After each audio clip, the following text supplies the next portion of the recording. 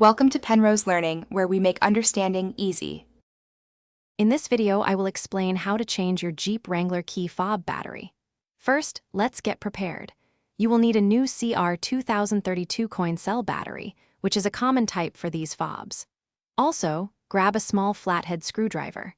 Make sure you have a clean, well-lit area to work in so you can easily see all the small components. This preparation will make the process much smoother and prevent any lost parts. Now, let's open up the key fob. Look for a small indentation or slot, usually on the side where the key ring attaches. Take your small flathead screwdriver and gently insert it into this slot. With a slight twist or prying motion, carefully separate the two halves of the fob.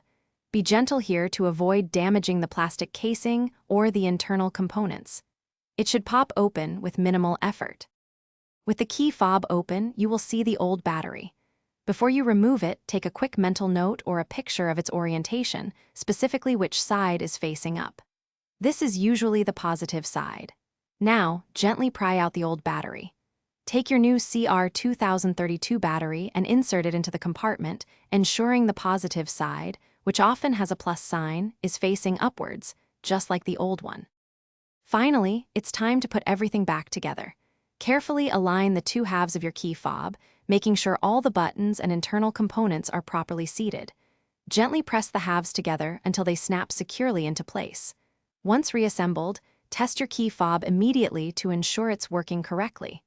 Try locking and unlocking your vehicle to confirm the new battery is functioning. For other great deals, and to make meal prep easy, check out the link in the description for some fantastic leak-proof containers.